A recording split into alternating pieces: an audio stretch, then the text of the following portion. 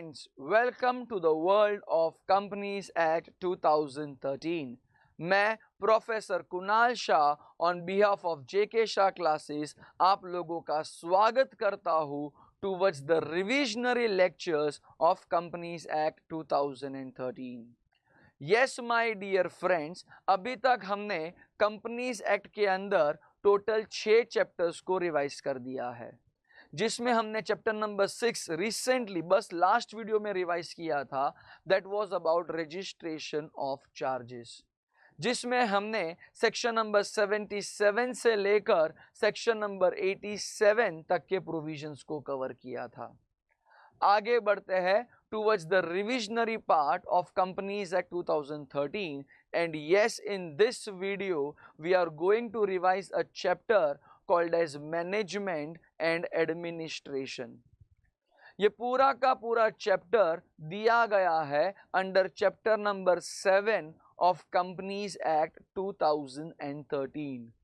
In this chapter number 7 हमें section number 88 से लेकर सेक्शन नंबर 122 तक के प्रोविजंस को कवर करना था, जो हमने हमारे रेगुलर लेक्चर्स में कवर भी किया था. इस पूरे के पूरे चैप्टर नंबर 7 को 2 पार्ट में डिवाइड किया गया है. Part A is about registers and returns, whereas part B is about meetings. Part A is about registers and returns and part B is about meetings. Part A को cover कर रहा है section number 88 से लेकर section number 95 तक, whereas part B, that is meetings, is covered under section number 96 से लेकर section number 122 तक. तो आइए my dear friends, हम सबसे पहले शुरुआत करते हैं towards chapter number 7 का part A, and the very first provision, that is section number 88.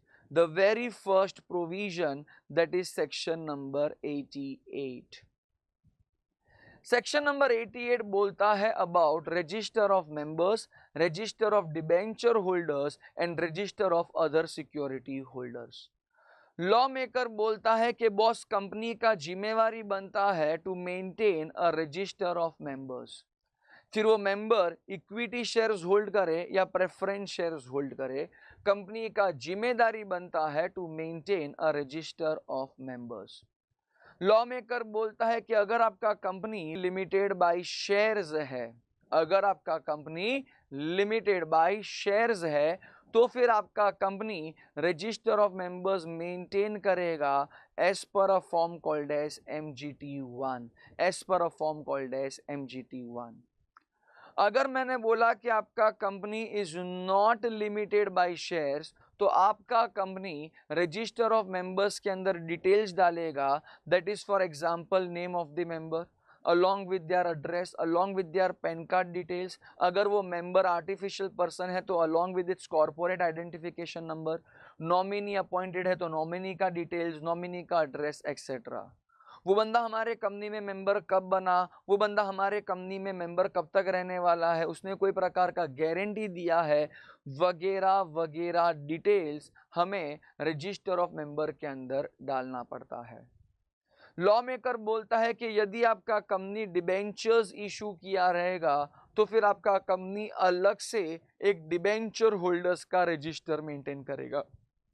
अगर आपका कंपनी दूसरा कोई भी प्रकार का सिक्योरिटी अगर इशू किया रहेगा, तो तुम्हारा कंपनी अलग से एक रजिस्टर मेंटेन करेगा for such other security holders. आप डिबेंचर होल्डर्स के रजिस्टर की बात करो या आप अदर सिक्योरिटी होल्डर्स के रजिस्टर की बात करो, it has to be maintained as per a form called as MGT2. It has to be maintained as per a form called as MGT2. Law maker बोलता है कि बॉस जब भी हम लोग इस रजिस्टर के अंदर कोई भी प्रकार का चेंजेस करते हैं, जैसे कि शेयर्स को ट्रांसफर किया है या डिबेंचर्स को ट्रांसफर किया है, तो जिस दिन ये ट्रांसफर कंपनी के बोर्ड ऑफ डायरेक्टर्स ने अप्रूव किया, उधर से 7 दिनों के अंदर अंदर हमें वो ट्रांसफर्स इस रजिस्टर के अंदर भी डाल देना है। मतलब बॉस अगर मिस्टर एक्स ने अपना शेयर्स बेचा एंड ये चीज़ मिस्टर वाई ने खरीदा एंड ये चीज़ हमारे कंपनी का बोर्ड ऑफ डायरेक्टर्स ने अप्रूव भी किया, तो एक्स का नाम हटेगा एंड वाई का नाम आ जाएगा। Sir at which place the registers are going to be maintained, sir वो कौन सा जगह है जहां पर कंपनी अपने रजिस्टर्स को मेंटेन करेगा। तो लॉ मेकर बोलता है कि generally the register has to be maintained at the registered office of the company. Generally the register has to be maintained at the registered office of the company. However अगर company इस register को maintain करना चाहता है at some other place but within the same city town और village जहां पर हमारा रजिस्टर्ड ऑफिस सिचुएटेड है, तो फिर वो कंपनी कर सकता है, जिसके लिए कंपनी को पहले एक स्पेशल रेजोल्यूशन पास करना पड़ेगा by calling a general meeting. However अगर कोई कंपनी अपना यह रजिस्टर मेंटेन करना चाहता है at any other place in India जहां पर more than 1/10 of the members are residing, तो ये चीज़ भी किया जा सकता है, बट इसके लिए कंपनी को अपने मेंबर्स का एक जनरल मीटिंग बुलाना पड़ेगा एंड एक स्पेशल रेजोल्यूशन पास करना पड़ेगा। लॉ मेकर बोलता है कि अगर मेंबर के स्टेटस में कोई भी प्रकार का अपडेशन होता है, तो वो अपडेशन भी हमें इस रजिस्टर के अंदर एंट्री मारना पड़ेगा, उस अपडेशन को भी हमें रजिस्टर के अंदर मेंटेन करना पड़ेगा। लॉ मेकर बोलता है कि बॉस अगर तुम्हारे कंपनी के पास number of members is less than 50, तो फिर तुम्हें अलग से इंडेक्स ऑफ नेम्स बनाने का जरूरत पड़ता नहीं है। बट अगर कंपनी के पास नंबर ऑफ मेंबर्स 50 या 50 से अधिक होते, तो फिर उस कंपनी को अलग से इंडेक्स ऑफ नेम्स भी बनाना पड़ता है। लॉ मेकर बोलता है कि अगर आई रिपीट अगेन, अगर आपका कंपनी चाहता है तो आप अपने रजिस्टर का एक छोटा सा पार्ट फॉरेन कंट्री में भी मेंटेन कर सकता है। बट ये कब होएगा? ये तब होएगा जब कंपनी का आर्टिकल्स अलाउ करता रहेगा, जब कंपनी का आर्टिकल्स अलाउ करता रहेगा। जैसे कि फॉर एग्जांपल रिलायंस नाम की एक कंपनी है, बट रिलायंस सोच रही है कि हम हमारे रजिस्टर ऑफ मेंबर का एक छोटा सा टुकड़ा, एक छोटा सा पार्ट अमेरिका नाम के देश में under a city called as New York में मेंटेन करना चाहते हैं। तो यस, ऐसा फॉरेन रजिस्टर्स अगर कंपनी मेंटेन करवाना चाहती है तो it is completely allowed, it is completely allowed. In fact जिस दिन रिलायंस ने न्यूयॉर्क वाले शहर में वो रजिस्टर ऑफ मेंबर्स को ओपन किया रहेगा, तो उधर से 30 दिनों के अंदर अंदर रिलायंस का जिम्मेदारी बन जाएगा कि बॉस वो ये चीज़ का जानकारी आरओसी को दे under a form called as MGT3, under a form called as MGT3। अगर बाई चांस उस जगह में कोई भी प्रकार का बदलाव किया गया, कंपनी ने बोला कि नहीं, अब हम हमारा फॉरेन रजिस्टर न्यूयॉर्क में नहीं रखते हैं, हम हमारा फॉरेन रजिस्टर कैलिफोर्निया में मेंटेन करना चाहते हैं, तो अगर ऐसा कोई भी प्रकार का चेंजेस भी हुआ, तो वो चेंजेस भी हमें आरओसी को इंटीमेट करना पड़ेगा विद इन 30 डेज। वो चेंजेस भी हमें आरओसी को इंटीमेट करना पड़ेगा within 30 days under a form called as MGT3। Law maker बोलता है कि कंपनी ने जो फॉरेन में रजिस्टर मेंटेन किया है, वो फॉरेन रजिस्टर एक्चुअली हमारे मेन रजिस्टर का ही हिस्सा माना जाता है, वो फॉरेन रजिस्टर एक्चुअली हमारे मेन रजिस्टर का ही हिस्सा माना जाता है। इनफैक्ट लॉ मेकर बोलता है कि बॉस फॉरेन रजिस्टर मेंटेन करने के लिए हम वही सेम फॉर्मेट यूज़ करेगा जो हमने मेन रजिस्टर के लिए यूज़ किया था। इनफैक्ट फॉरेन रजिस्टर में अगर हमने कोई भी प्रकार का बदलाव भी किया है, तो बदलाव हमें यहाँ पर ट्रांसमिट कर देना है, दैट इज इंडिया में ट्रांसमिट कर देना है, जहाँ पर हम हमारा रजिस्टर ऑफ मेंबर्स को मेंटेन करता है। अगर सेक्शन नंबर 88 का कोई भी प्रोविजन तोड़ा तो there is the penalty been imposed. However पुराना पेनल्टी अभी हट चुका है and there is a new penalty getting imposed and the new penalty says कि कंपनी के ऊपर पेनल्टी लगेगा 3 लाख रुपए का and every officer of the company who is in default, उनके ऊपर पेनल्टी लगेगा 50,000 रुपए का। सेक्शन नंबर 88 के प्रोविजंस को तोड़ने का हमने जो ऑफेंस किया है, वो ऑफेंस एक प्रकार का कंपाउंडेबल ऑफेंस माना जाता है, वो ऑफेंस एक प्रकार का कंपाउंडेबल ऑफेंस माना जाता है। नेक्स्ट प्रोविजन आता है सेक्शन नंबर 89। नेक्स्ट प्रोविजन आता है section number 89। Section number 89 is about the declaration in respect of beneficial interest in any shares. Declaration in respect of beneficial interest in any shares. See boss, अगर मैं आपको बोलूं कि there is a person called as Mr. X, there is another person called as Mr. Y, and there is a company over here called as Reliance Industries Limited. अब रिलायंस नाम की company का shares mister Y के नाम पे है, तो मैं वाई को बोलूंगा कि mister Y you are the registered owner of the company. But यहाँ पर mister Y and mister X के बीच में कोई प्रकार का अरेंजमेंट है. Mister Y and mister X के बीच में कोई प्रकार का अरेंजमेंट है. यहाँ पर वाई ने एक्स को वादा किया है कि रिलायंस के पास से मुझे जो भी बेनिफिट्स मिलेगा वो बेनिफिट्स वाई स्वयं अपने पास नहीं रखेगा. इनफैक्ट वो बेनिफिट्स एक्स को ट्रांसफर करवा दिया जाएगा. मतलब एक्स के नाम पे रिलायंस का शेयर्स नहीं है, बट फिर भी एक्स बेनिफिट्स एंजॉय करने वाला है. तो मैं एक्स को बोलेगा कि mister X you are the beneficial owner. What do you mean by beneficial owner? What is the logic behind this concept? ये सब चीज हम लोग ने ऑलरेडी हमारे रेगुलर लेक्चर्स में एकदम बोलेगा तो एकदम डिटेल में डिस्कस किया है. यहाँ पर कंपनीज एक्ट बोलता है कि अगर कोई भी प्रकार का बेनिफिशियल ओनरशिप होता है तो उस चीज का डिक्लेरेशन दोनों के दोनों व्यक्ति, दैट इज हमारे एग्जांपल में वाई एंड मिस्टर एक्स, दोनों के दोनों व्यक्ति इस चीज का डिक्लेरेशन कंपनी को करेगा. एंड कंपनी के पास जैसे ये डिक्लेरेशन आएगा तो कंपनी ये चीज का डिक्लेरेशन ROC के पास करेगा. So the provision is about declaration in respect of beneficial interest. Why? माना कि आप हमारे कंपनी के रजिस्टर्ड मेंबर हो, आपके नाम पे शेयर्स है, बट आपको कोई भी प्रकार का बेनिफिट्स मिल रहा नहीं है. You are not enjoying any kind of benefits from Reliance. तो why आपका जिम्मेदारी बनता है कि आप ये चीज का डिक्लेरेशन रिलायंस को करे under a form called as MGT4. In fact अगर कोई भी प्रकार का चेंजेस भी होता है तो वो चेंजेस भी तुम्हें रिलायंस को डिक्लेयर करना पड़ेगा under a form called as MGT4. Sir कितने दिनों में करना पड़ेगा? तो लॉ मेकर बोलता है कि वाई ये चीज का डिक्लेरेशन रिलायंस को दे देना चाहिए विद इन 30 डेज. बट अगर बाई चांस मैंने बोला कि company is a specified IFSC public company, तो instead of 30 days the provision is of 60 days. The provision is of 60 days. तो वाई जो रजिस्टर्ड मेंबर था उसने अपना डिक्लेरेशन कंपनी को देना है under a form called as MGT4. Similar way mister X, भले आपके नाम पे शेयर्स नहीं था बट आप बेनिफिट्स तो एंजॉय कर रहा था ना. भले आपके नाम पे शेयर्स नहीं था बट आप बेनिफिट्स तो एंजॉय कर रहा था ना.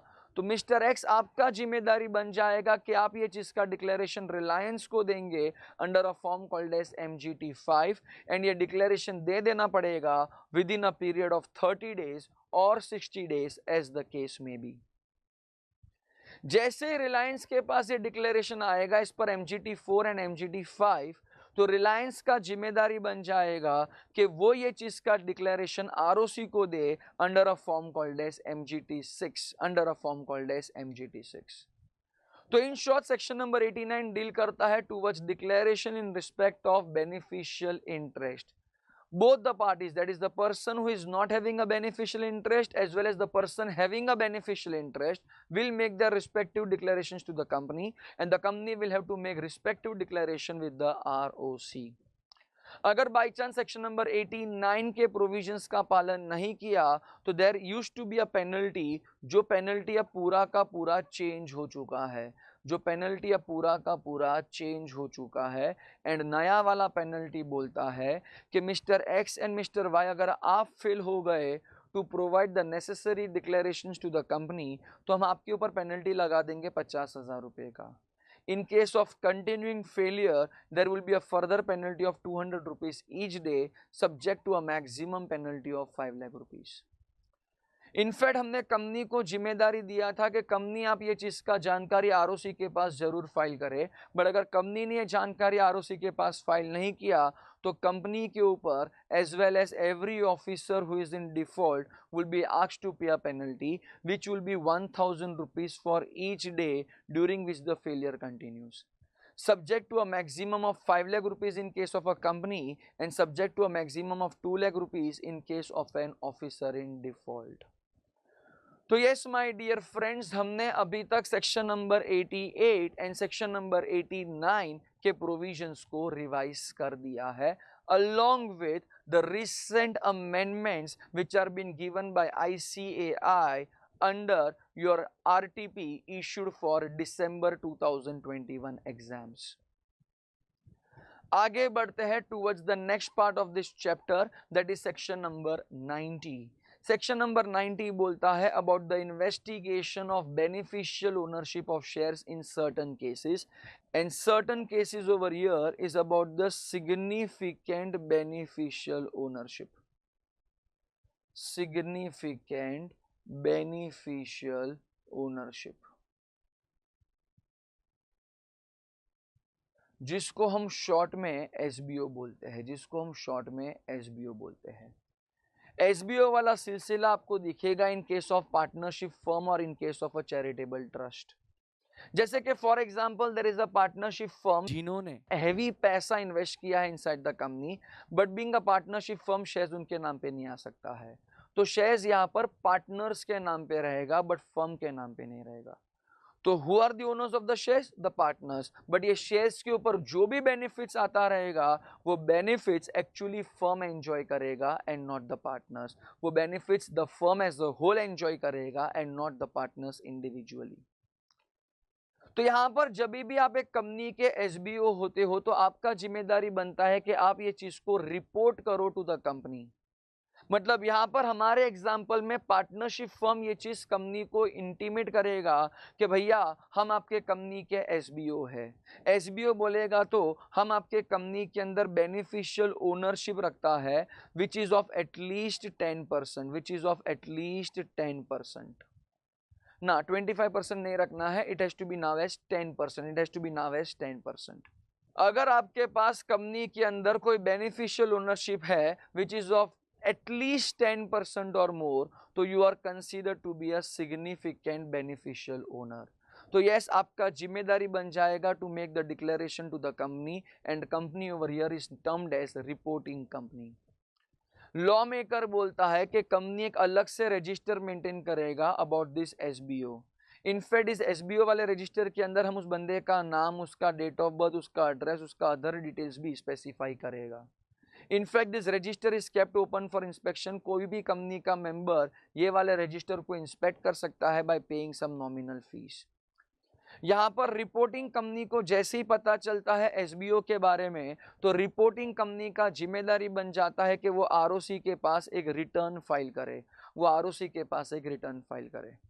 इनफैक्ट लॉ मेकर बोलता है कि कंपनी का यहाँ पर जिम्मेदारी बनता है to take necessary steps to identify whether the person is an SBO और नॉट। एंड ये आइडेंटिफाई कैसे किया जाएगा? तो कंपनी यहाँ पर कुछ लोगों को नोटिस सेंड करेगा। कंपनी को अगर लगा कि आप हमारे कंपनी के एसबीओ हो सकते हो तो कंपनी आपको एक नोटिस भेजेगा। या तो अगर कंपनी को लगा कि आप जानते हो कि हमारे कंपनी में एसबीओ कौन है तो प्लीज आप उस एसबीओ का जानकारी हमें दो, तो कंपनी आपको भी नोटिस भेज सकता है। In fact company can also send notice to any such other people who was acting as an SBO of that company in the last preceding 3 years। अब जैसे आपके पास नोटिस आएगा तो आपका जिम्मेदारी बन जाएगा कि आप कुछ इंफॉर्मेशन कंपनी को प्रोवाइड करें विद इन 30 days। अगर आपने जो भी इंफॉर्मेशन प्रोवाइड किया वो अगर कंपनी को सेटिस्फैक्टरी नहीं लगा या तो आपने इंफॉर्मेशन प्रोवाइड ही नहीं किया तो कंपनी सीधा का सीधा ट्रिब्यूनल के पास एप्लीकेशन डालेगा with in a period of 15 days from the expiry of those 30 days।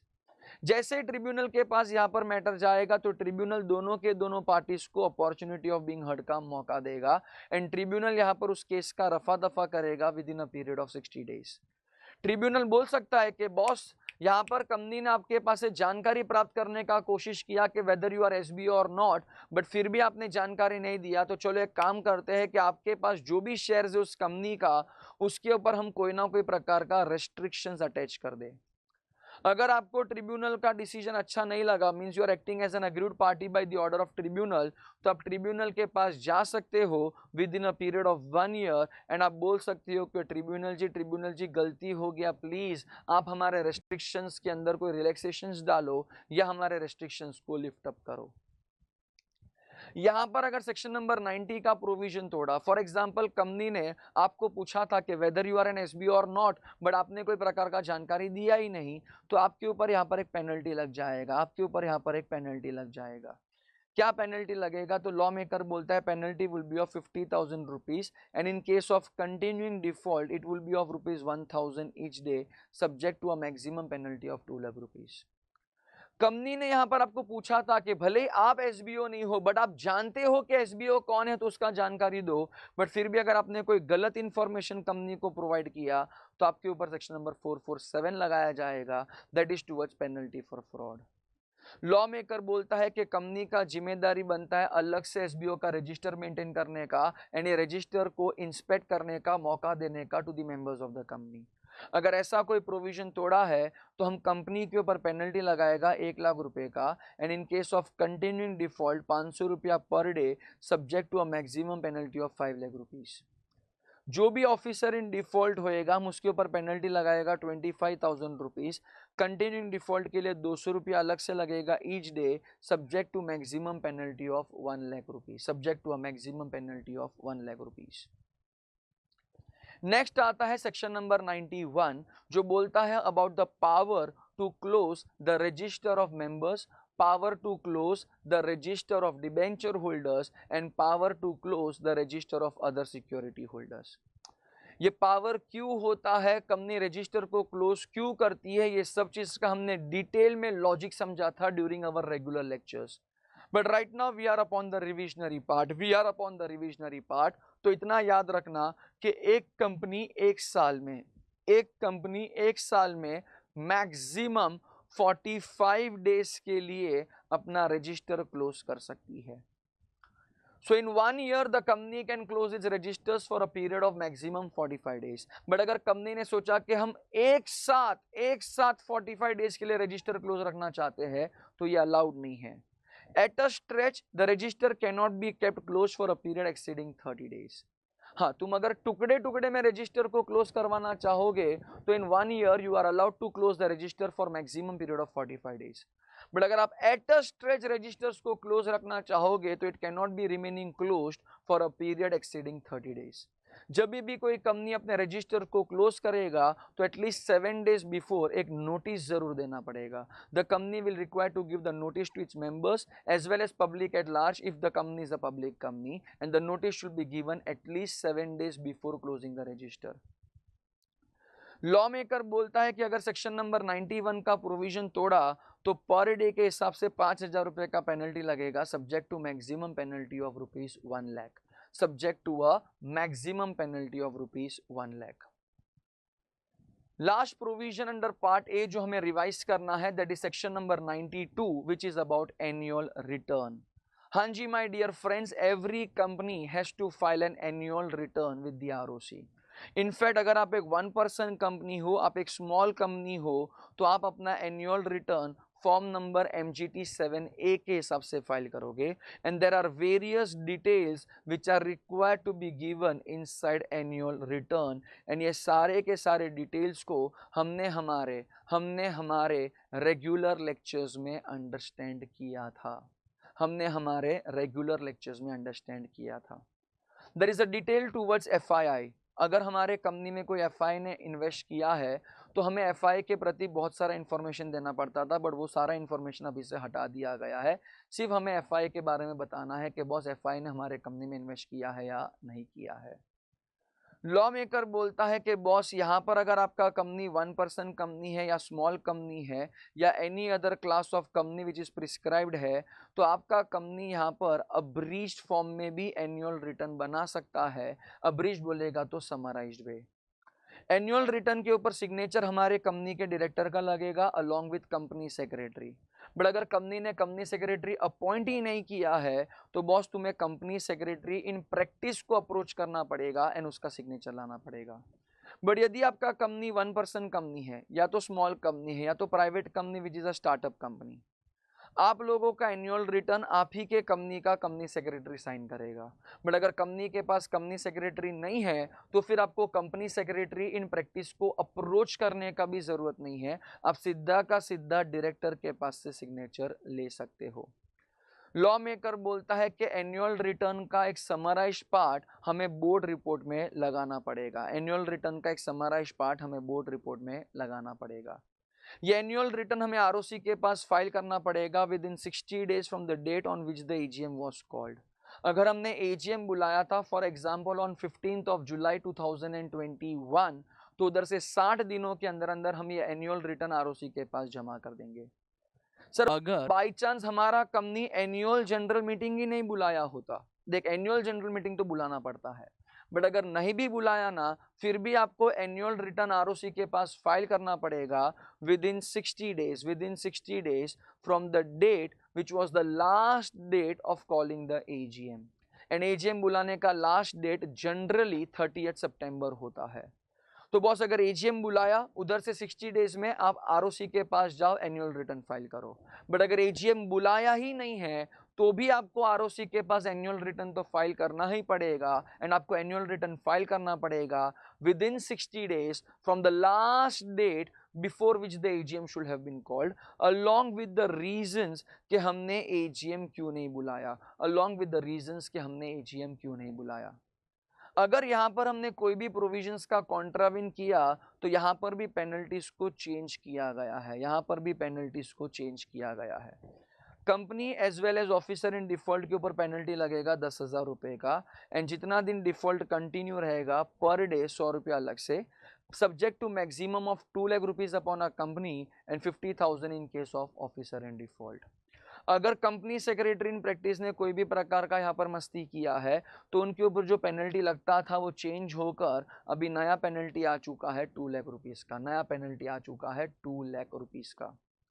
Section number 93 is omitted from our syllabus. Section number 94 and section number 95 हमने हमारे रेगुलर लेक्चर्स में बहुत ही अच्छे से अंडरस्टैंड किया है, तो उसको यहाँ पर रिवाइज करने का जरूरत बनता नहीं है।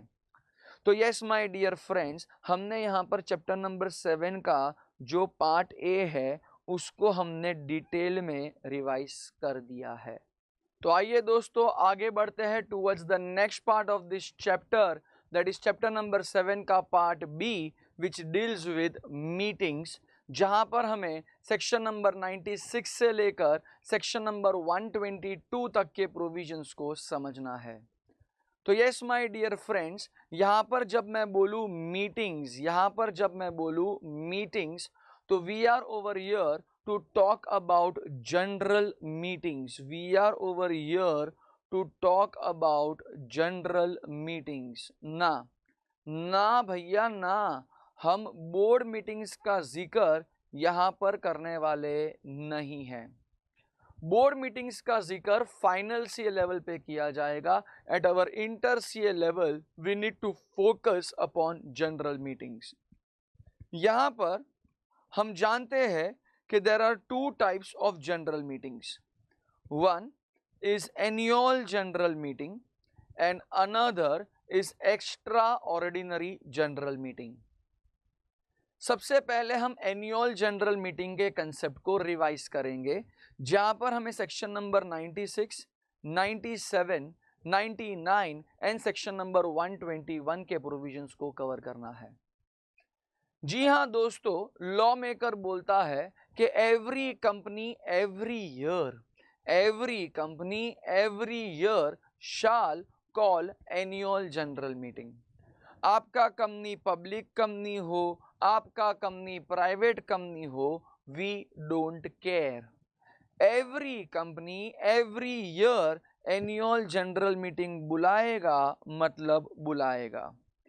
सिर्फ और सिर्फ एक 1% कंपनी को एग्जेम्प्ट किया गया है, सिर्फ और सिर्फ एक 1% कंपनी को एग्जेम्प्ट किया गया है। यहां पर जब मैं वर्ड यूज करूं ईयर, तो year over here stands for a calendar year.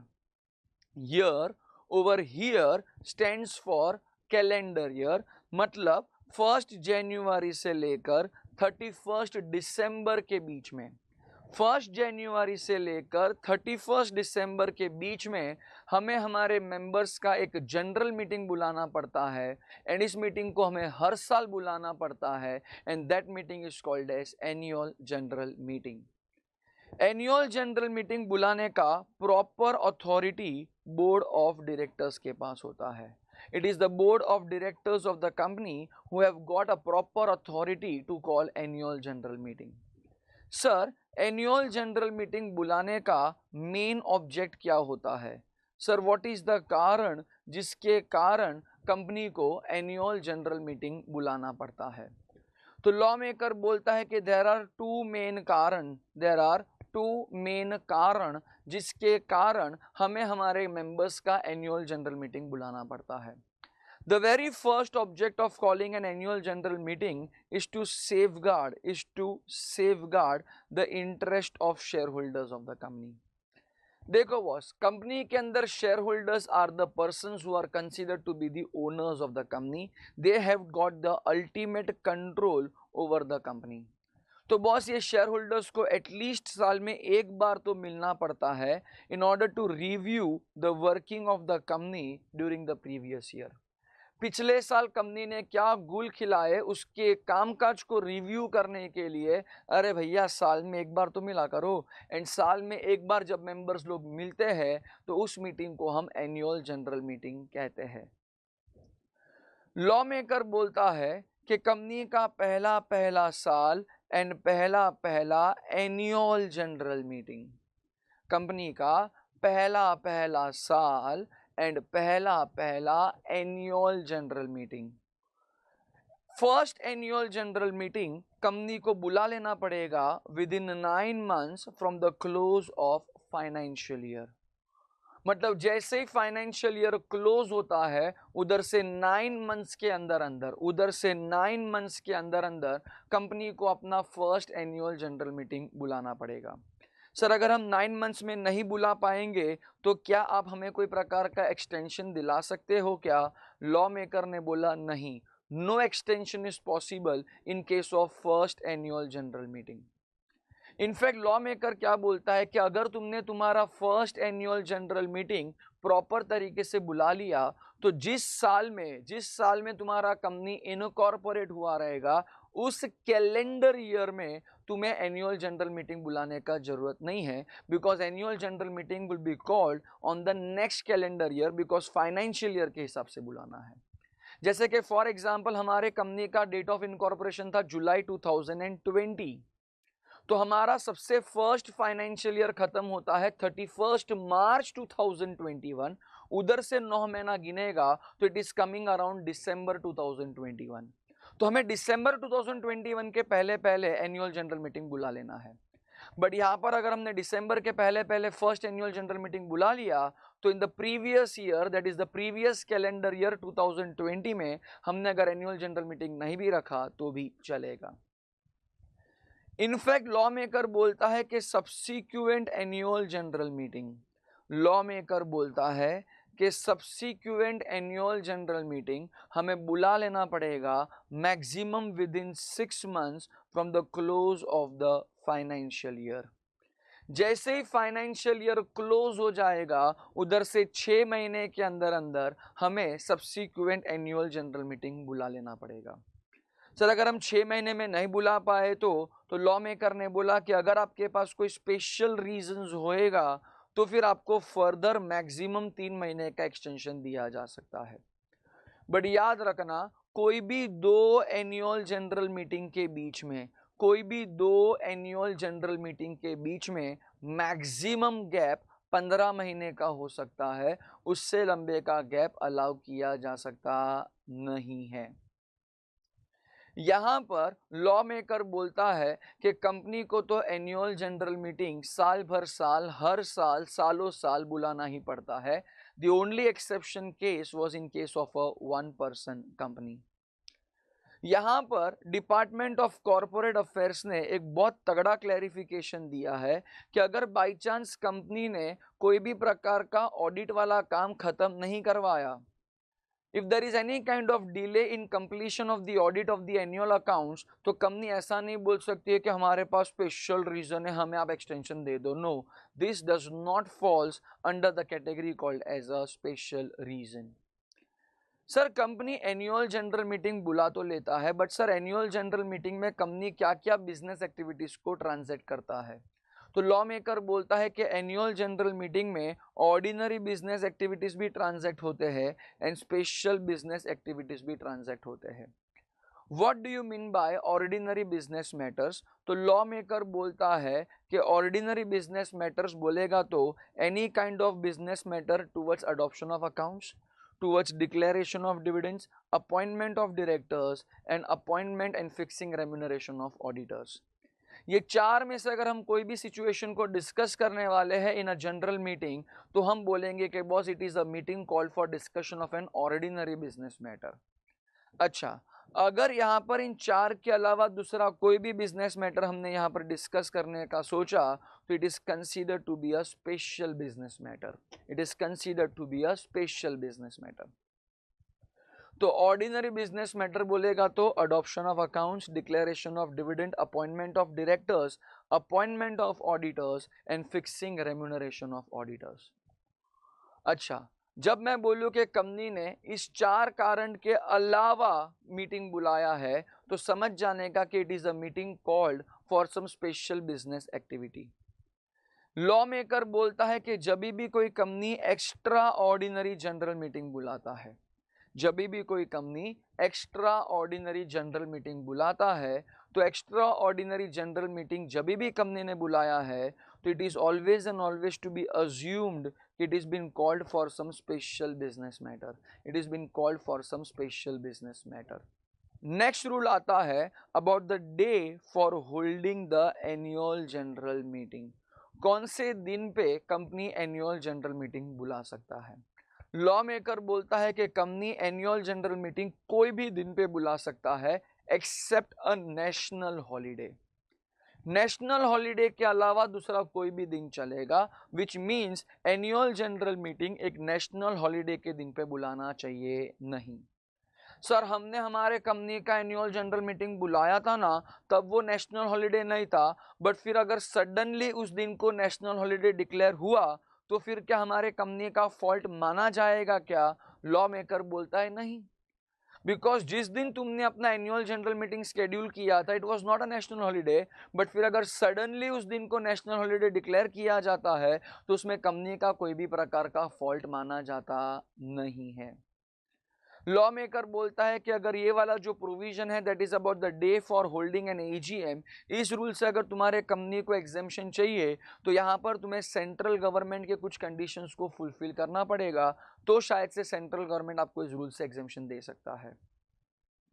Next rule आता है that is about the time for holding the annual general meeting.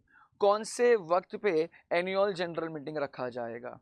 तो लॉ मेकर बोलता है कि एनुअल जनरल मीटिंग बुलाया जाएगा during business hours. Annual general meeting बुलाया जाएगा during business hours. Business hours बोलेगा तो 9 AM से लेकर 6 PM तक. बिजनेस आवर्स बोलेगा तो 9 AM से लेकर 6 PM तक. तो एनुअल जनरल मीटिंग बुलाया जाएगा ड्यूरिंग बिजनेस आवर्स. अच्छा, हमने एनुअल जनरल मीटिंग बुलाया ड्यूरिंग बिजनेस आवर्स, बट अगर हम उस मीटिंग को एक्सटेंड करना चाहते हैं even after business hours, law maker बोलता है कि it is completely acceptable. It is completely acceptable. Next rule आता है that is about the place for holding annual general meeting. देखो boss, generally annual general meeting hold किया जाएगा at the registered office of the company. But if it is not feasible to hold an annual general meeting at the registered office, तो फिर हम लोग यहाँ पर annual general meeting hold कर सकता है at any other place within the same city, town और village where the registered office of the company is situated. अच्छा, यदि मैं बात करूं अनलिस्टेड कंपनी की, तो अनलिस्टेड कंपनी अपने मेंबर्स का एनुअल जनरल मीटिंग पूरे के पूरे इंडिया में कहीं पे भी बुला सकता है। अनलिस्टेड कंपनी अपने मेंबर्स का एनुअल जनरल मीटिंग पूरे के पूरे इंडिया में कहीं पे भी बुला सकता है। लॉ मेकर बोलता है कि अगर बाय चांस कंपनी ने कोई भी प्रकार का डिफॉल्ट किया in holding the annual general meeting, अगर कंपनी ने कोई भी प्रकार का डिफॉल्ट किया in holding the annual general meeting, तो फिर इन दैट केस यहाँ पर कंपनी का कोई भी मेंबर सीधा का सीधा ट्रिब्यूनल के पास एप्लीकेशन दे सकता है। एंड ट्रिब्यूनल यहाँ पर या तो कंपनी के लिए एनुअल जनरल मीटिंग बुलाएगा या तो कंपनी को डायरेक्शंस देगा for calling the annual general meeting. Law maker बोलता है कि ट्रिब्यूनल शायद से डायरेक्शन भी दे सकता है कि अगर एक सिंगल मेंबर भी मौजूद होएगा ना, फिर भी आप एनुअल जनरल मीटिंग बुलाओ। See, generally single member does not constitute a quorum, but over here under section number 97 it is considered to be an exceptional case. Law maker बोलता है कि बॉस जो भी एनुअल जनरल मीटिंग आपने tribunal के direction के हिसाब से बुलाया रहेगा तो वो मान लिया जाएगा कि कंपनी ने एनुअल जनरल मीटिंग बुलाया है। बट अगर आपने ट्रिब्यूनल के डायरेक्शंस का पालन नहीं किया तो सीधा का सीधा पेनल्टी लगेगा विच is of ₹1 lakh. And if it is a continuing default तो पर डे अलग से 5-5 हजार रुपए का पेनल्टी लगते जाएगा। लॉ मेकर बोलता है कि अगर आपका कंपनी लिस्टेड कंपनी है तो एनुअल जनरल मीटिंग बुलाने के बाद, अगर आपका कंपनी लिस्टेड कंपनी है तो एनुअल जनरल मीटिंग्स बुलाने के बाद आपका कंपनी आरओसी के पास एक डिटेल फाइल करेगा under a form called as MGT 15, जिसमें आपका कंपनी आरओसी को बतलाएगा कि हमने इस दिन इस जगह पे इस तारीख को इस कारण के लिए एनुअल जनरल मीटिंग बुलाया था। This were the number of members present and this are the resolutions which were been passed during that annual general meeting. यहाँ पर हमें ये पूरा का पूरा रिपोर्ट आरओसी के पास फाइल कर देना पड़ेगा maximum with in 30 days of conclusion of annual general meeting. Sir अगर मान लो लिस्टेड कंपनी ने ये रिपोर्ट आरओसी के पास जमा नहीं किया तो फिर लिस्टेड कंपनी के ऊपर पेनल्टी लगेगा ₹1,00,000 का, प्लस जितना दिन डिफॉल्ट चलेगा उतने दिन के लिए अलग से ₹500 का पेनल्टी लगेगा, subject to maximum penalty of ₹5,00,000। जो भी ऑफिसर इन डिफॉल्ट था उसके ऊपर पेनल्टी लगेगा ₹25,000 का। एंड जितना दिन ये डिफॉल्ट कंटिन्यू रहेगा पर डे अलग से ₹500 का पेनल्टी लगेगा, subject to maximum penalty of ₹1 lakh, subject to maximum penalty of ₹1 lakh.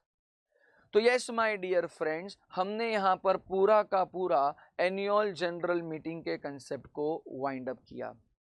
आगे बढ़ते हैं towards the next part of this chapter, that is a concept towards extraordinary general meeting. Section number 98 and section number 100 इन दोनों के दोनों provisions को हम यहाँ पर EGM के अंदर कवर करने वाले हैं। सी जब मैं बोलूँ एक्स्ट्रा ऑर्डिनरी जनरल मीटिंग तो बॉस नाम से ही पता चल जाता है कि it is a meeting which is been called for some extraordinary purpose. The purpose was so much extraordinary in nature कि हमें मीटिंग जल्द से जल्द बुलाना पड़ा on emergency basis, on immediate basis. In fact law maker बोलता है कि अगर हमने यहाँ पर फॉर एग्जाम्पल यहाँ पर एनुअल जनरल मीटिंग बुला लिया, and next annual general meeting हमारा इस तारीख को होने वाला है, तो इस पूरे पीरियड के बीच में अगर हमने कहीं पे भी एक बार मेंबर्स लोग का जनरल मीटिंग बुलाया तो उस मेंबर्स की जनरल मीटिंग को हम एक्स्ट्रा ऑर्डिनरी जनरल मीटिंग कहते हैं। So a meeting which is been called between 2 annual general meeting is considered to be an extraordinary general meeting.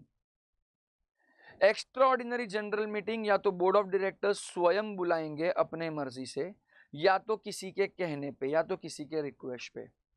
अगर बोर्ड ऑफ डायरेक्टर्स को हमने रिक्वेस्ट किया, हमने बोलेगा तो मेंबर्स ने रिक्वेस्ट किया बट बोर्ड ऑफ डायरेक्टर्स ने हमारी रिक्वेस्ट को स्वीकारा ही नहीं, तो बॉस यहाँ पर EGM रिक्विजिशनिस्ट भी बुला सकते हैं, that is the members who have made a request to call the EGM।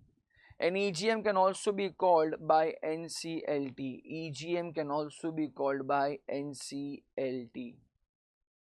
तो यहाँ पर there are three people who have got powers to call the EGM. One, it is by the board of directors, second it is by the requisitionist themselves and the third it is by NCLT.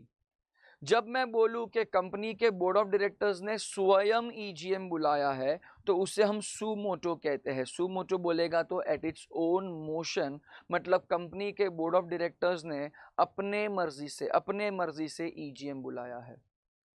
अब यहाँ पर company के board of directors जब भी अपने मर्जी से EGM बुलाएंगे तो कंपनी के बोर्ड ऑफ डायरेक्टर्स सबसे पहले आपस में एक बोर्ड मीटिंग बुलाएंगे जिसमें वो लोग सबसे पहले एक बोर्ड रेजोल्यूशन पास करेंगे जिसमें वो लोग डिसाइड करेंगे कि EGM बुलाना चाहिए या नहीं बुलाना चाहिए.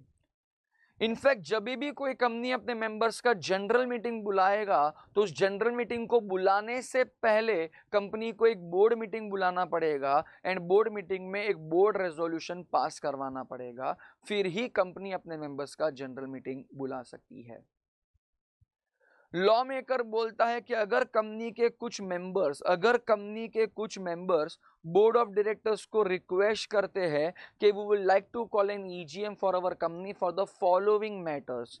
सपोज करो उन्होंने 6-7 मैटर लिख के दे दिया कि बॉस दिस आर द कारण जिसके कारण आपको हम रिक्वेस्ट कर रहे हैं टू कॉल एन EGM. तो बोर्ड ऑफ डायरेक्टर्स यहाँ पर अगर EGM बुलाते हैं तो उन्होंने EGM अपने मर्जी से नहीं बुलाया है, उन्होंने EGM as per the requisition is received उसके हिसाब से बुलाया है. मतलब जैसा रिक्वेस्ट आया उस रिक्वेस्ट के ऊपर वो लोग ने काम किया एंड EGM बुलाया. सर अगर एक दो मेंबर रिक्वेस्ट करेगा तो चलेगा क्या? लॉ बोला बावरा हो गया है क्या? अगर तेरे कंपनी के पास शेयर कैपिटल 6, अगर तेरे कंपनी के पास शेयर कैपिटल 6 तो फिर in that case at least 1/10 of the paid up capital should make a request to call the EGM. But अगर तेरे कंपनी के पास शेयर कैपिटल नहीं है, तो फिर in that case at least 1/10 of the total voting power should come together and make a request. जैसे इन रिक्विजिशनिस्ट लोगों ने अपना रिक्वेस्ट कंपनी के रजिस्टर्ड ऑफिस में छोड़ा तो वहां से लेकर 21 डेज के अंदर अंदर कंपनी का बोर्ड ऑफ डायरेक्टर्स प्रोसीड कर लेना चाहिए टू कॉल EGM. चलो अगर 21 डेज में आपने EGM बुला लिया तो बढ़िया है, बट नहीं भी बुलाया तो मैक्सिमम विद इन 45 डेज के अंदर तो बुला लेना, that is 45 days from the date of deposit of such request. अच्छा, ना ही 21 डेज में EGM बुलाया, ना ही 45 डेज में EGM बुलाया. इनफैक्ट यहाँ पर कंपनी के मेंबर्स ने यहाँ पर रिक्वेस्ट किया था कि we would like to call in EGM for following 6 or 7 matters, but board of directors बोलते हैं कि नहीं भैया हम तो 1-2 मैटर के लिए EGM बुलाएंगे, बाकी सब मैटर के लिए नहीं बुलाएंगे. मतलब दे हैव स्टार्टेड बार्गेनिंग. अगर ऐसा कोई भी प्रकार का एक्टिविटी होता है तो फिर समझ जाने का कि board of directors have failed to call the EGM. Sir if the board of directors have failed to call the EGM तो अब क्या होएगा? तो फिर अब requisitionist will themselves call the EGM. Requisitionist will themselves call the EGM maximum within 3 months from the date of deposit of request. जिस दिन आपने रिक्वेस्ट जमा किया था उधर से 3 महीनों के अंदर अंदर रिक्विजिशनिस्ट स्वयं अपने मेंबर्स को EGM के लिए बुलाएंगे. यहाँ पर रिक्विजिशनिस्ट लोगों के पास लिस्ट ऑफ मेंबर्स आ जाएगा एंड यहाँ पर ये लिस्ट ऑफ मेंबर्स प्रोवाइड करवाने का जिम्मेदारी कंपनी का है. बोलेगा तो रिक्विजिशनिस्ट लोगों का अधिकार है to receive the list of members. यहाँ पर ये रिक्विजिशनिस्ट उन सब मेंबर्स को EGM का नोटिस भेजेंगे, या तो स्पीड पोस्ट के थ्रू, या तो रजिस्टर्ड पोस्ट के थ्रू, या इलेक्ट्रॉनिक मीन्स के थ्रू. अगर यहाँ पर रिक्विजिशनिस्ट लोग ने भूल से 1-2 मेंबर को नोटिस नहीं भी भेजा तो भी चलेगा. Accidental omissions are allowed. Generally जब भी कोई कंपनी आने वाली जनरल मीटिंग में कोई स्पेशल बिजनेस मैटर को डिस्कस करने वाला रहता है तो नोटिस के साथ साथ एक्सप्लेनेटरी स्टेटमेंट भी अटैच करके भेजता है. बट अगर EGM बुलाया जा रहा है तो यहाँ पर हम जो नोटिस भेजेंगे उसमें कोई भी प्रकार का हमें एक्सप्लेनेटरी स्टेटमेंट अटैच करने का जरूरत पड़ता नहीं है. लॉ मेकर बोलता है कि ईजीएम एक वर्किंग डे पे बुलाया जाएगा। अगर कंपनी स्वयं ईजीएम बुला रही है तो it will be called eight the registered office or any other place within the same city, town or village or at any other place in India. But अगर by chance requisitionist ने EGM बुलाया है तो in that case the EGM will be called either at the registered office or at any other place within the same city, town or village where the registered office is situated. Generally जब भी quorum present नहीं होता है, what is quorum, तो it is section number 103 जो हम लोग आज रिवाइज करने वाले हैं। जनरली अगर कोरम मौजूद नहीं होता है तो हम उस मीटिंग को अजर्न करवा देते हैं। बट अगर रिक्विजिशनिस्ट लोग ने मीटिंग बुलाया एंड अगर उस मीटिंग में कोरम नहीं होता है तो उस मीटिंग को अजर्न नहीं किया जाता है। In fact the meeting stands cancelled, the meeting stands cancelled. Next part आता है जो बोलता है कि एनसीएलटी के पास भी पावर है टू कॉल ईजीएम। एनसीएलटी या तो अपनी मर्जी से ईजीएम बुलाएगा या तो कोई मेंबर के एप्लीकेशन पे या तो डायरेक्टर के एप्लीकेशन पे। यहाँ पर जैसे ही एनसीएलटी ईजीएम बुलाएगा तो एनसीएलटी कोई ना कोई प्रकार का डायरेक्शंस इशू करेगा। In fact one of the directions might be in a form stating that अगर एक सिंगल मेंबर भी मीटिंग में बैठा रहेगा तो भी हम ईजीएम कंटिन्यू कर सकता है। See, generally one single member does not constitutes a quorum, but in case of section number 98, that is a meeting which has been called by NCLT, उसमें अगर एक single member भी बैठा रहेगा तो भी चलेगा। यहाँ पर कंपनी ने अगर NCLT के डायरेक्शंस के हिसाब से EGM बुलाया तो इट विल बी अज्यूम्ड कि कंपनी ने ही EGM बुलाया है। ऐसा नहीं बोलेगा कि ट्रिब्यूनल ने बुलाया, नहीं, ट्रिब्यूनल ने डायरेक्शंस दिया, कंपनी ने मीटिंग बुलाया। अगर यहाँ पर हमने बाई चांस एनसीएलटी के डायरेक्शंस का पालन नहीं किया तो सीधा का सीधा पेनल्टी लग जाएगा 1 लाख रुपीस का, and for continuing default there will be a penalty of ₹5,000 for every day. तो यस माय डियर फ्रेंड्स, हमने यहाँ पर एनुअल जनरल मीटिंग का concept along with extraordinary general meeting के कंसेप्ट को रिवाइज कर दिया है। Let us go on towards the next topic of this chapter, that is notice of the meeting. Let us go on towards the next topic of this chapter, that is notice of the general meeting. Section number 101 and section number 102 of Companies Act 2013 deals with notice of general meeting.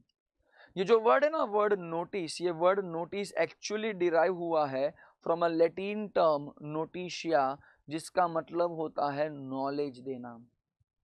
जब भी कोई company अपने members का meeting बुलाना चाहेगी तो company सबसे पहले अपने मेंबर्स को नोटिस प्रोवाइड करेगी, मतलब कंपनी अपने मेंबर्स को नॉलेज प्रोवाइड करेगी कि हमने इस दिन को इस जगह पे इस वक्त के इस कारण पे मीटिंग बुलाया है।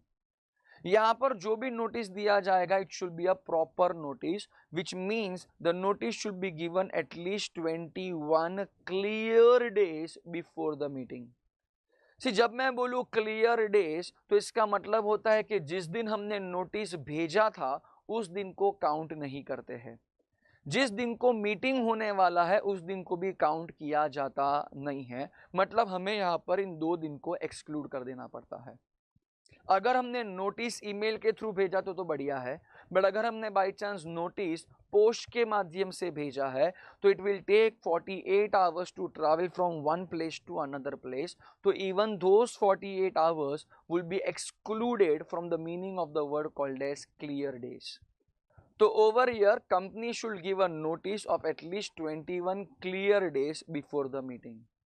लॉ मेकर बोलता है कि अगर आपका कंपनी नॉन प्रॉफिट कंपनी है तो फिर आपका कंपनी 14 क्लियर डेज का नोटिस देगा तो भी चलेगा, 14 क्लियर डेज का नोटिस देगा तो भी चलेगा।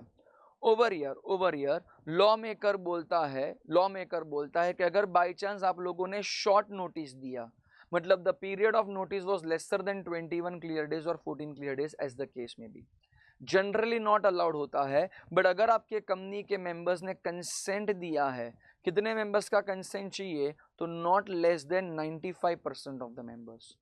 अगर not less than 95% of the members का कंसेंट मिला है तो फिर ये शॉर्ट नोटिस को अलाउ कर दिया जाता है। जनरली आजकल कंपनी अपने मेंबर्स को नोटिस ईमेल्स के थ्रू भेजता है, बट अगर कंपनी अपने मेंबर्स को नोटिस पोस्ट के थ्रू भी भेजना चाहती है तो अलाउड है। अगर ईमेल्स के थ्रू भेजोगे तो अलग से रूल नंबर 18 को फॉलो करना पड़ेगा, जो हम लोग ने अलग से हमारे क्लासेस में, that is during regular lectures में इजीली अंडरस्टैंड किया था। सर ये नोटिस के अंदर लिखा क्या जाता है? नोटिस के अंदर लिखा जाता है about the day of the meeting, date of the meeting, time of the meeting, place of the meeting, agenda of the meeting.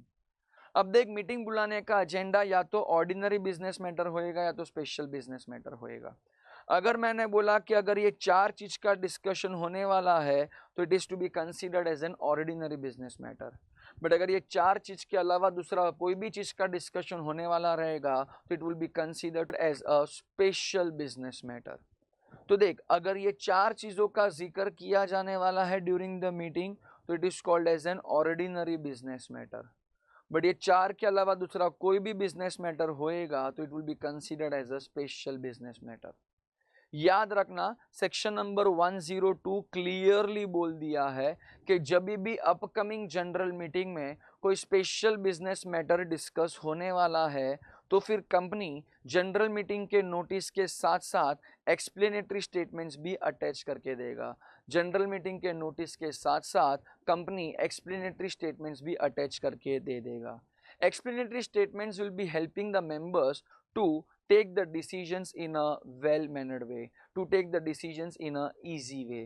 मतलब यहाँ पर मेंबर्स को पता चल जाएगा ना कि ये क्या स्पेशल बिजनेस मैटर है, ऐसा क्यों किया जा रहा है, सो दैट मेंबर्स ये सब चीज़ को पहले से समझ के आएंगे एंड सीधा का सीधा मीटिंग हॉल में वो लोग नेसेसरी रेजोल्यूशंस के लिए या तो ऑब्जेक्शन रेस करेंगे या तो वो लोग रेजोल्यूशन पास करवाएंगे।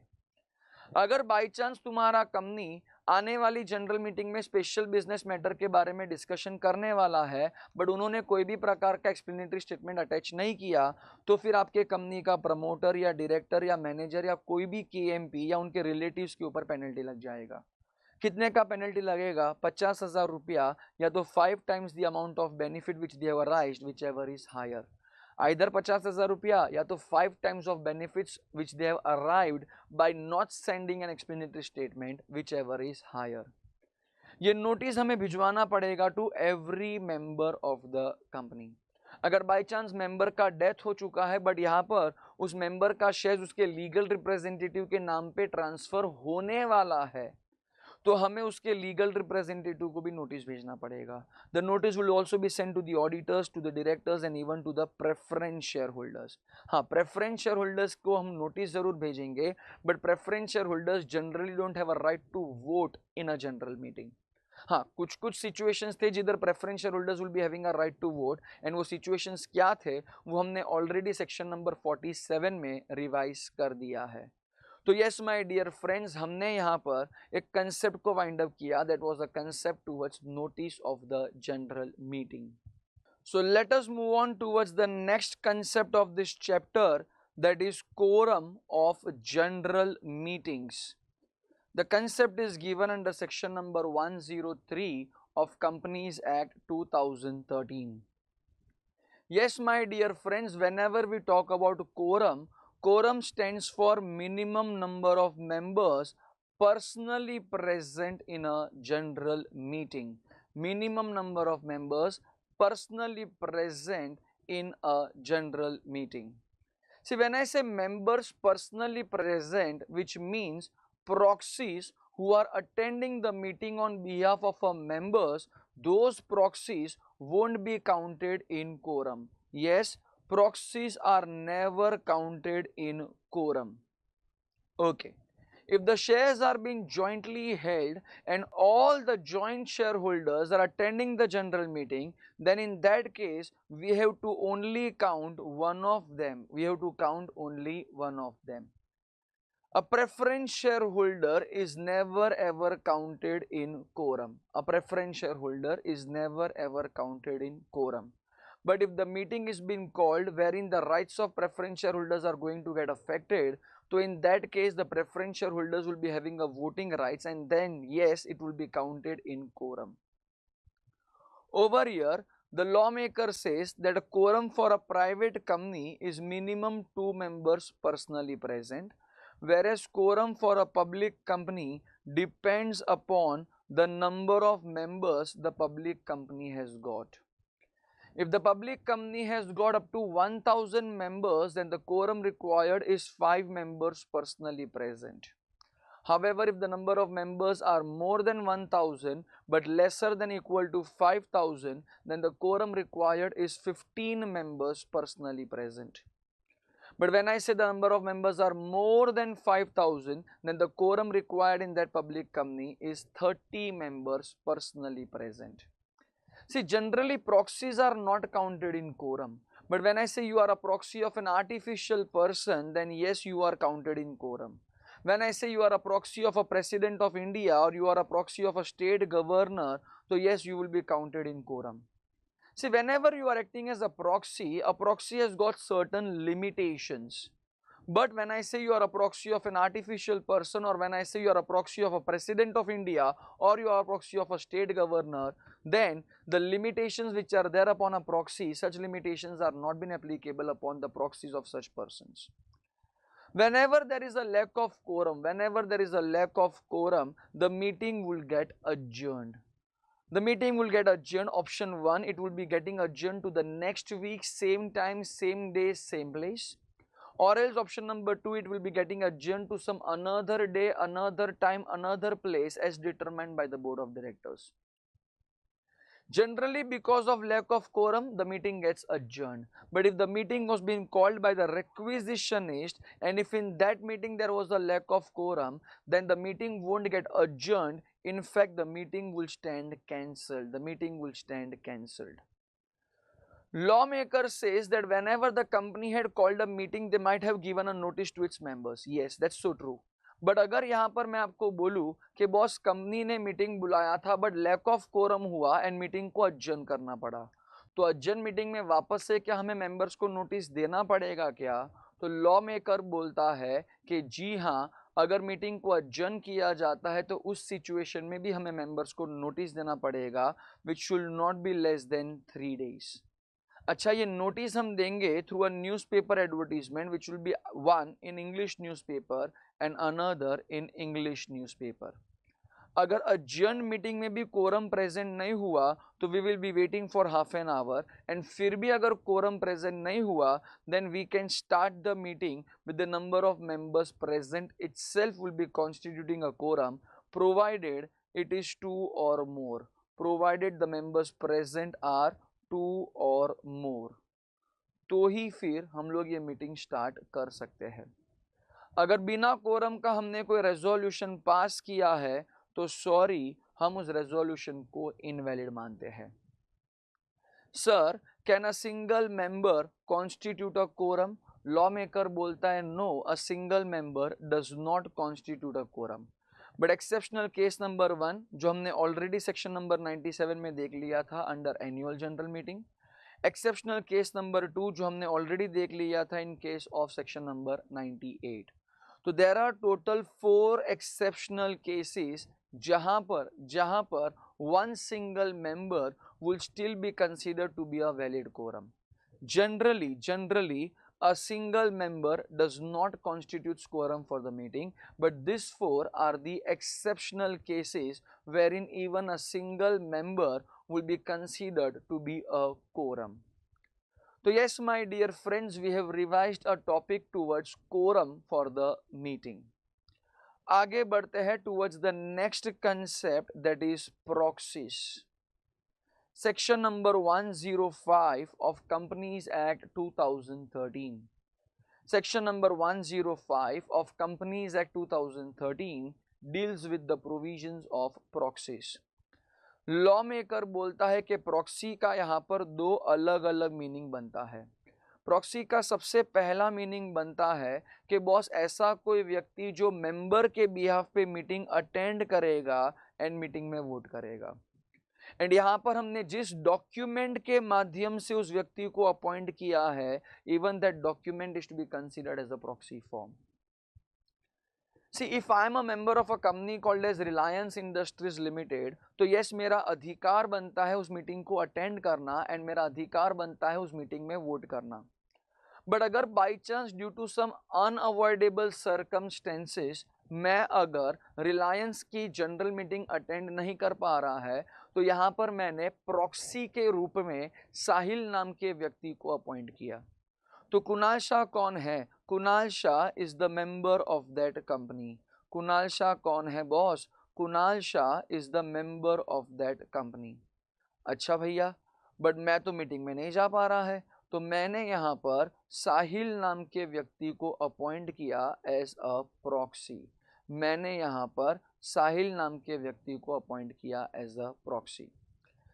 लॉ मेकर बोलता है कि जिस प्रकार एक प्रिंसिपल एंड एजेंट के बीच में रिलेशनशिप होता है, उसी प्रकार एक मेंबर एंड प्रॉक्सी के बीच में भी रिलेशनशिप होएगा। सर, वो कौन है who has a right to appoint a proxy? Law maker बोलता है कि if you are a member in a company having a share capital, you are having a right to attend the meeting and vote in the meeting, then yes, you are also having a right to appoint a proxy. But if you are a member in a company having no share capital, तो उधर आपका right to appoint proxy will be there as per the provisions of articles of association.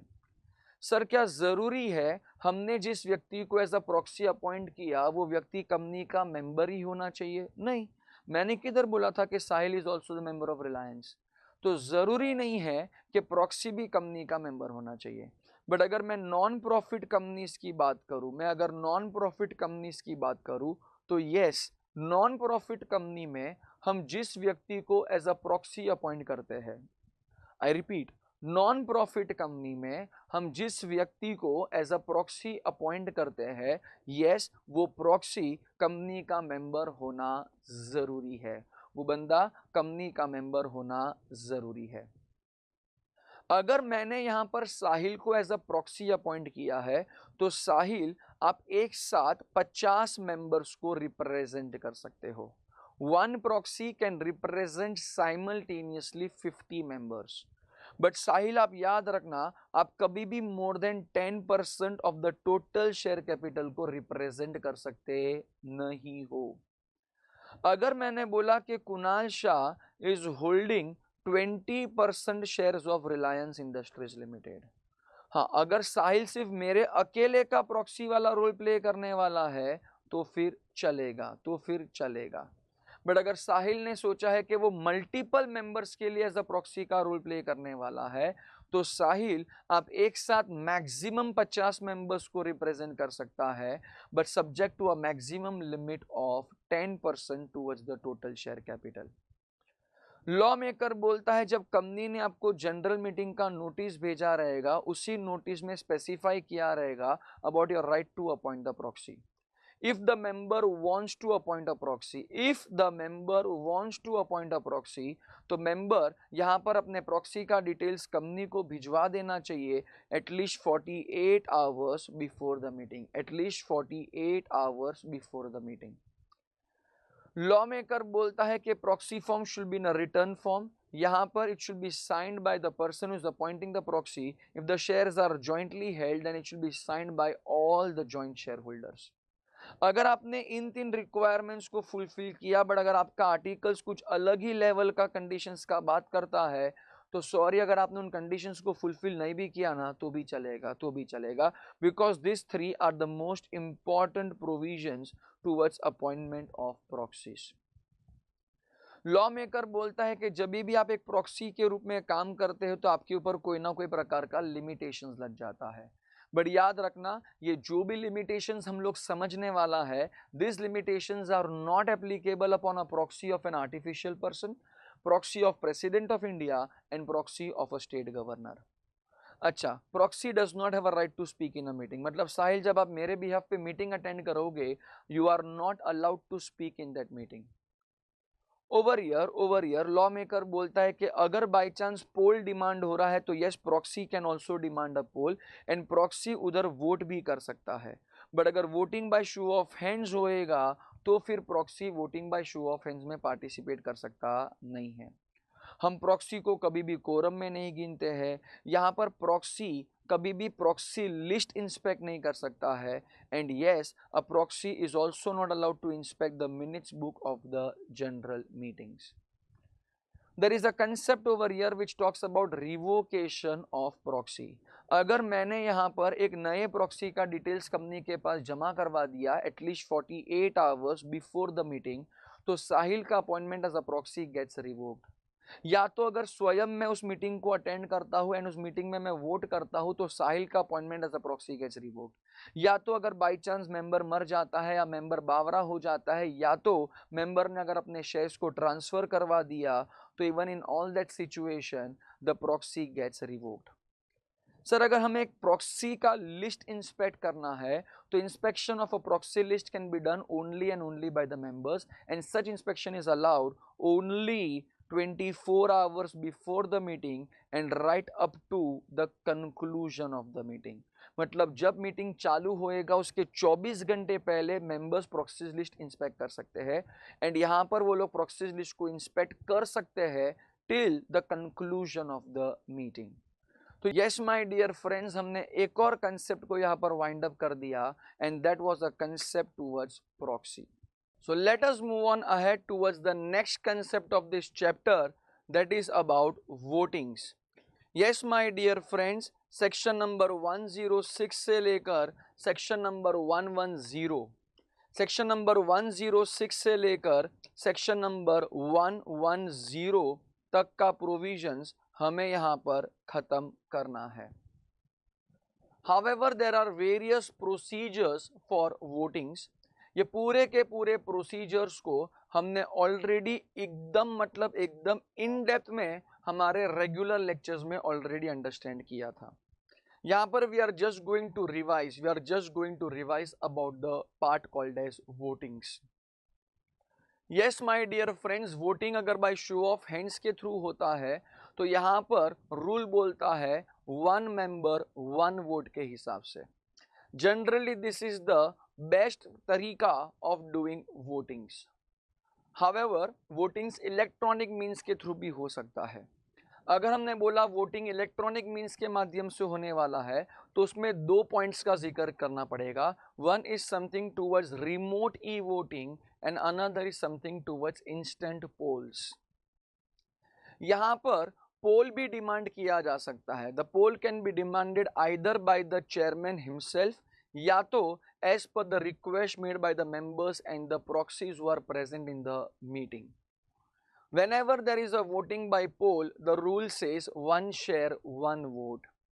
And yes, there is also one more तरीका called as voting by postal ballots। मतलब यहाँ पर section number 110 के अंदर there are certain provisions which are been listed। उन provisions को लेकर जब भी हमें कोई रेजोल्यूशन पास करना पड़ता है तो हमें कोई प्रकार का जनरल मीटिंग नहीं बुलाना पड़ता है, हमें वो रेजोल्यूशंस एक पोस्टल बैलेट्स के माध्यम से पास करना पड़ता है। अब जो सिचुएशन सेक्शन नंबर 110 ने ड्राफ्ट किया है उन सब सिचुएशंस के लिए हमें पोस्टल बैलेट्स करवाना मैंडेटरी होता है। बट हावेवर अगर आपका कंपनी 1 पर्सन कंपनी है या तो आपके कंपनी के पास number of members up to 200 है तो फिर इन दैट केस यहाँ पर आपके लिए पोस्टल बैलेट्स नहीं है, आप जनरल मीटिंग बुलाकर भी वोटिंग्स करवा सकते हो। अगर मैं आपके साथ वोटिंग बाय इलेक्ट्रॉनिक मीन्स का बात करूं या मैं वोटिंग बाय पोल का बात करूं या मैं पोस्टल बैलेट्स का बात करूं, ये तीनों के तीन सिचुएशन में देयर इज अ प्रोसीजर जिसको हमने एकदम बोलेगा तो एकदम डिटेल में ऑलरेडी अंडरस्टैंड किया था ड्यूरिंग आवर रेगुलर लेक्चर्स। याद करो एक स्क्रूटिनाइजर को हमने अपॉइंट करवाया था। Yes yes yes, you guys are correct. तो यहाँ पर हमने पूरा का पूरा वोटिंग वाले टॉपिक को भी अच्छे से रिवाइज किया है। आगे बढ़ते हैं टुवर्ड्स द नेक्स्ट पार्ट जहाँ पर हमें समझना है about section number 114 which is towards the resolutions.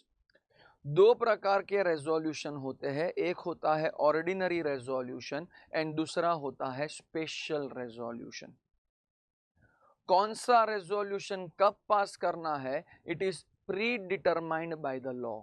कौन सा रेजोल्यूशन कब पास करना है, it is pre determined by the law. अच्छा, अगर लॉ मेकर बोलता है कि फलाना फलाना एक्टिविटीज के लिए हमें ऑर्डिनरी रेजोल्यूशन पास करना है तो इसका मतलब होता है कि we require a simple majority. That is, number of votes in favor should be greater than the number of votes against it. I repeat, the number of votes in favor should be greater than the number of votes against it. But अगर यहाँ पर law maker बोलता है कि special resolution pass करना है, तो special resolution requires a special majority that is 75% और मोर, दैट इज 75% और मोर. जब मैं बोलूं स्पेशल रेजोल्यूशन, तो number of votes in favour should be at least 3 times और more the number of votes against it, the number of votes against it. अगर by chance हम ordinary resolution का बात करते हैं एंड अगर उस सिचुएशन में कोई प्रकार का इक्वालिटी ऑफ वोट्स आ जाता है, तो there is a concept called as casting vote, that is the chairman can vote for the second time, chairman can vote for the second time. तो यहां पर हमने रिवाइज कर दिया about the concept towards ordinary resolution along with special resolution. Let us move on ahead towards the next part of this chapter, that is section number 117, जिसमें amendment आया है. Yes, इसमें एक amendment आया है. वो amendment क्या है उसके बारे में हम लोग बात जरूर करेंगे.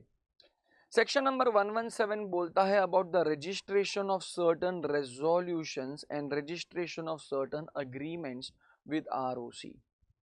हमें कुछ कुछ रेजोल्यूशंस एंड कुछ कुछ अग्रीमेंट्स का कॉपी आरओसी के पास रजिस्टर करवाना पड़ेगा as per the provisions of section number 117. And ये चीज़ को हमें रजिस्टर करवाना पड़ेगा through a form called as MGT14. And ये चीज़ हमें करना पड़ेगा within 30 days of passing of such resolution और पासिंग ऑफ सच अग्रीमेंट्स. अच्छा, अगर आप एक स्पेसिफाइड IFSC पब्लिक कंपनी हो, अगर आप एक स्पेसिफाइड IFSC पब्लिक कंपनी हो, तो instead of 30 days the rule will be of 60 days. तो नॉर्मल कंपनीज के लिए it is 30 days, but specified IFSC public company के लिए it is 60 days. Law maker बोलता है कि जब भी कोई कंपनी स्पेशल रेजोल्यूशन पास करे या जब भी कोई कंपनी रेजोल्यूशन पास करे which is been agreed by all the members, जिसको हम यूनानिमस रेजोल्यूशन बोलते हैं, या तो जब भी कंपनी रेजोल्यूशन पास करे towards appointment of a managing director और reappointment of a managing director etcetera, या तो कोई भी प्रकार का अग्रीमेंट एग्जीक्यूट करे फॉर अपॉइंटमेंट और reappointment of a managing director, या तो अगर कंपनी ने कोई प्रकार का क्लास मीटिंग बुलाया रहेगा एंड उस क्लास मीटिंग में कंपनी जो भी रेजोल्यूशन या जो भी अग्रीमेंट्स पास करेगा उसका कॉपी कंपनी को आरओसी के पास रजिस्टर करवाना पड़ेगा. Any resolution which has been passed towards voluntary winding up of the company, तो उस resolution का कॉपी भी हमें आरओसी के पास जमा करना पड़ेगा. However, point number F बोलता है कि resolution which are been passed towards section number 179 subsection 3, उसके लिए जो भी resolution हमने पास किया रहेगा उसका कॉपी भी हमें आरओसी के पास जमा करना पड़ेगा. But this is not applicable over a banking company. अब यहाँ पर कुछ पॉइंट्स को हटाकर उन्होंने नए पॉइंट्स को सब्सटीट्यूट किया है. बोला है कि बॉस ये प्रोविजन एक बैंकिंग कंपनी के ऊपर एप्लीकेबल नहीं है. It is also not applicable upon a NBFC which is been registered under chapter number 3B of RBI act, and it is also not applicable upon any class of housing finance company which is registered under national housing bank act. Last में law maker बोलता है कि दूसरा कोई भी resolution या दूसरा कोई भी अग्रीमेंट जो लॉ मेकर प्रिस्क्राइब कर सकता है आगे जाके, उसका कॉपीज भी तुम्हें आरओसी के पास जमा करना पड़ेगा. अगर सेक्शन नंबर 117 के प्रोविजंस को फुलफिल नहीं किया तो देयर इज अ पेनल्टी. पुरानी वाली पेनल्टी को हटा दिया गया है and now we have got a new penalty, and now we have got a new penalty. Over here the new penalty says कि अगर कंपनी ने कोई भी प्रकार का सेक्शन नंबर 117 के प्रोविजंस को फॉलो नहीं किया तो कंपनी के ऊपर फ्लैट पेनल्टी लगेगा 10,000 रुपये का, प्लस जितना दिन ये डिफॉल्ट कंटिन्यू रहेगा पर डे अलग से 100 रुपया, subject to maximum penalty of ₹2 lakhs. Every officer of the company who is in default, including the liquidator of the company, उसके ऊपर एक फ्लैट पेनल्टी लगेगा 10,000 रुपये के लिए, प्लस जितना दिन ये डिफॉल्ट कंटिन्यू रहेगा पर डे अलग से 100 रुपया लगते जाएगा, subject to a maximum penalty of ₹50,000, subject to a maximum penalty of ₹50,000. So yes, my dear friends, we have also revised the provisions of section number 117, which was about registration of certain resolutions and certain agreements with ROC. The last provision in this chapter which we need to revise is the provision towards minutes. See, when I say minutes, minutes means recording of a meeting in a summarized way. It should have a fair and correct summary. Over here, for different types of meeting, different minutes book will be maintained by the company. If you are a member of a company, you are allowed to inspect the minutes of a general meeting, but you cannot demand the minutes of a board meeting. The lawmaker says that the minutes book should be prepared maximum within 30 days from the conclusion of the meeting.